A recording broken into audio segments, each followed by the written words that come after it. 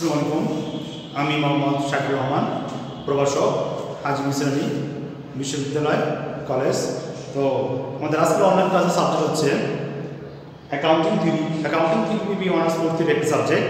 Accounting theory আজকে আমরা ন্যায্য মূল্য পরিমাপ IFRS তার আলোচনা করতে যাচ্ছি। তো এখন আমরা একটি প্রবলেম আলোচনা করতে যাচ্ছি। প্রবলেমটা আমি একটু করছি।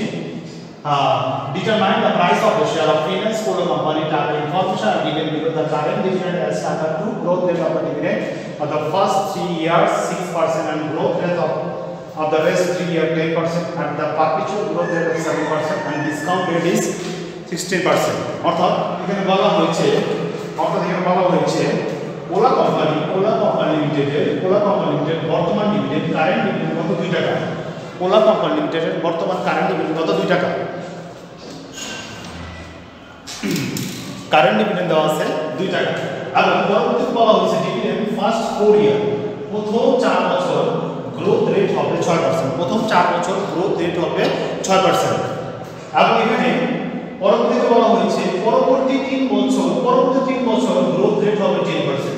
পরবর্তী 3 বছর গ্রোথ রেট হবে 10% এবং এর পরবর্তীতে আমরা গ্রোথ রেট হবে 7%। এর পরবর্তীতে গ্রোথ রেট হবে 7% এবং এখানে ডিসকাউন্ট রেট দেওয়া আছে কত 16%। এবং এখানে ডিসকাউন্ট রেট দেওয়া আছে কত 16%। এখন আমাদের বের করতে হইব find out the price of the share. তো প্রথমে আমরা find out the price of the share সূত্রটা লিখছি।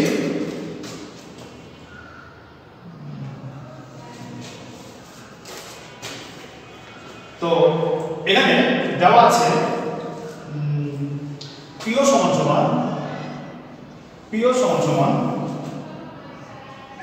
D1 1 plus K plus D2 1 plus K plus D3 1 plus K plus D4 1 plus K plus D5 1 plus K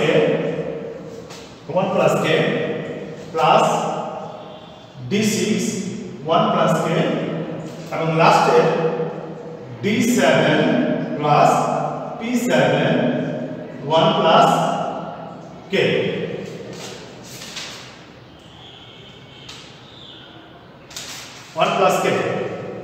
এখন আমরা প্রথমে D1 এর মান বের করব, D2 D3 D4 D5 D7 P7 P8 এগুলোর মান আমরা কিভাবে বের করব পর্যায়ক্রমে আমরা একটা বের করতেছি এখানে।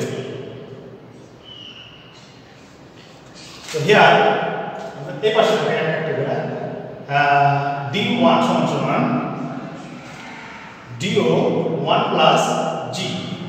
তো এখানে DO D0 হলো গিয়া ডিভিডেন্ড 2 টাকা এবং D1 প্রথম 3 বছর গ্রোথ রেট কত, প্রথম 3 বছর গ্রোথ রেট হলো 6%। তার মানে G সমান 6%। তো এখন আমরা মানটা বসাই দেই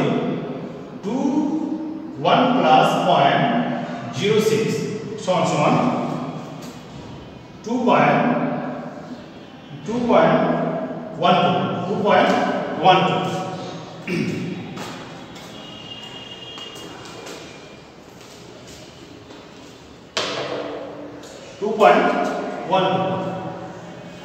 এখন D2 সমান D1 1 plus G। আমাদের D1 কত বেরিয়েছে 2.12। আমরা বসাই দিলাম 2.12 1 plus 0.06 গ্রোথ রেট। এটা বের করলে আমাদের বের হয় 2472। এখন আমাদের বের করতে হবে বাকি অংশ D3 বের করতে হবে আমাদের D2 1 plus G। তো D2 হলো আমাদের এটা আমরা লিখব 2.247 1 plus 0.06। এটা আমাদের ক্যালকুলেশন করে দেওয়া হয় 2.3820। এখন আমরা বের করব D4 সমান D2 D3 1 plus G। D3 আমাদের বের হলো এটা আমরা বসাই দিয়েছি 2.38201 প্লাস 0.06 এটা ক্যালকুলেশন করলে আমাদের বের হয় অ্যামাউন্টটা 2.5249 তো এখানে দেখি প্রথম 4 বছর কিন্তু 6%, এর পরবর্তী বছরে আমাদের গ্রোথ রেটটা যাচ্ছে চেঞ্জ হয়ে যাবে। এখানে আমরা দেখাইতেছি D5 সমান D4 1 প্লাস G সমান এটা লিখলাম আমরা 2.52491 প্লাস 0.10 কারণ 10% গ্রোথ রেট কত 10% পঞ্চম বছর থেকে বাকি 3 বছর তো আমরা বসাই দিলাম। এটা যদি আমরা ক্যালকুলেশন করি, ক্যালকুলেশন করলে হয় 2.7777 তারপরে D6 সমান D5 1 প্লাস G, আমাদের D5 এর মান এটা আমরা বসাই দিই 2.7777 1 প্লাস গ্রোথ 1.10 তো এটা ক্যালকুলেশন করলে আমাদের বের হয় 0.5512 এখন আমরা এই পর্যন্ত বের করছি। এখন আমরা বের করব D7 D5, এখন আমরা বের করব D7 D5। তো আমরা এই পাশে আমরা প্রথম দুটো একটু মিশা দিই, D1 D2 একটু মিশা দিই। এই জায়গাটা আমরা ক্যালকুলেশনটা করি D7 সমান D6 1 প্লাস G, তো এখানে D6 এর মান এখানে দিয়েছি এটা আমরা লিখব 3.05512 1 প্লাস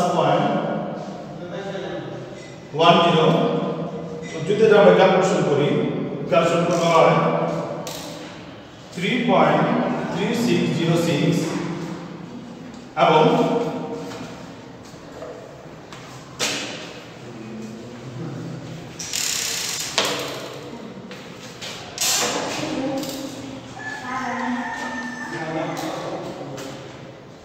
D8 সমান হয় D7 1 প্লাস G, মান এখানে বসাই দেই, তখন হয় D7 মান বসালাম 3.3606 1 প্লাস 0.07 এবং প্রথম 4 বছর 6%, পরবর্তী 3 বছর 7% এবং পরবর্তী বছর 7%।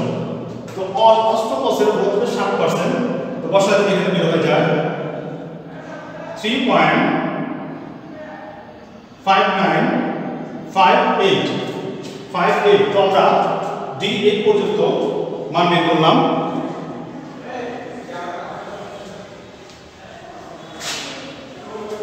এখন আমরা বের করব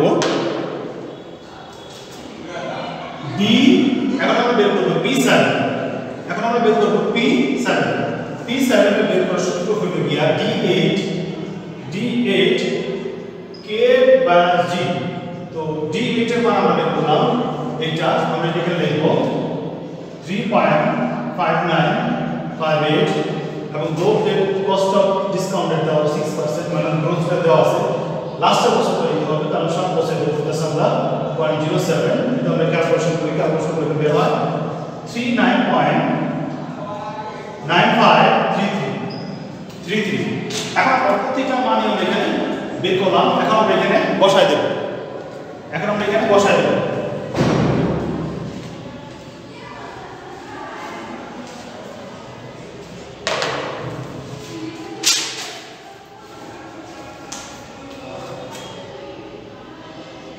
আমরা D1 এর মান বের করছিলাম 2.12 1 plus 1/6 cost of discount rate 1/6।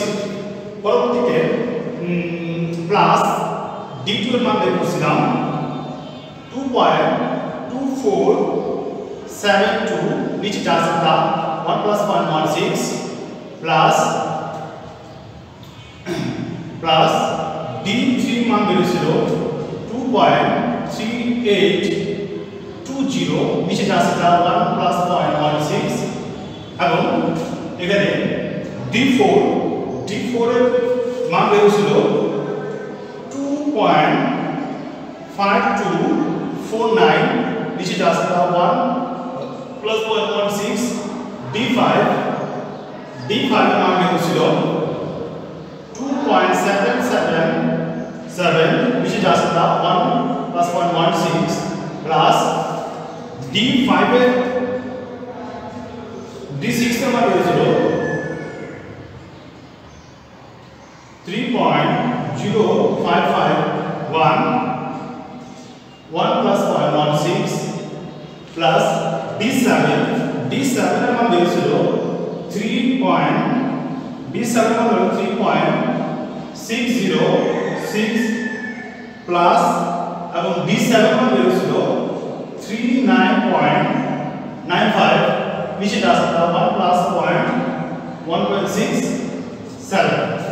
1.67 তো এখানে আমাদেরকে প্রথম দৈর্ঘ্য 1 দ্বিতীয় বছর তৃতীয় বছর চতুর্থ বছর পঞ্চম বছর ষষ্ঠ বছর সপ্তম বছর।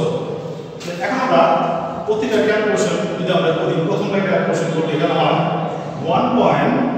1.8275 প্লাস দ্বিতীয় বছরে ক্যালকুলেশন করলে হয় এখানে 1.6700, তৃতীয় বছরে ক্যালকুলেশন করলে হয় 1.5261 প্লাস চতুর্থ বছরে ক্যালকুলেশন করলে হয় 1.3945 প্লাস 45 প্লাস পরবর্তী বছরে ক্যালকুলেশন করলে হয়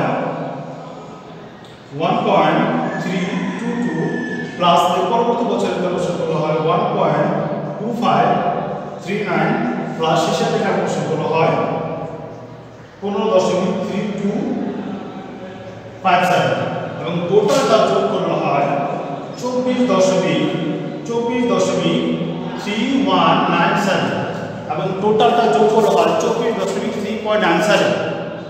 তো শেয়ারের দাম হলো 24 টাকা 31 পয়সা, শেয়ারের দাম হলো 24 টাকা 31 পয়সা। অঙ্কটা আমি আবার একটু লিখে করতেছি। প্রত্যেক বছর ডিভিডেন্ড দেয় 2%, প্রথম 4 বছর ডিভিডেন্ড দেয় গ্রোথ রেট 6%, পরবর্তী গ্রোথ রেট 10% এবং পরবর্তী বছরগুলো 10%। অঙ্কের ফার্স্ট স্টেজে D1 D2 D3 D4 D5 D6 বের করতে হবে, D7 মান বের করতে হবে। পরবর্তীতে মানগুলো সূত্রতে বসাই দিতে হবে, সূত্রতে বসাই দিয়া ক্যালকুলেশন করে কি করতে হবে, অঙ্কটা সলভ করতে হবে। যদি শেয়ারের প্রাইস চাই তখন এভাবে অঙ্কটা কি করতে সলভ করতে হবে। তো আমাদের আজকের অ্যাকাউন্টিং থিওরি ক্লাস এখানে সমাপ্তি। পরবর্তী লেকচার দেখার জন্য আমন্ত্রণ রইল।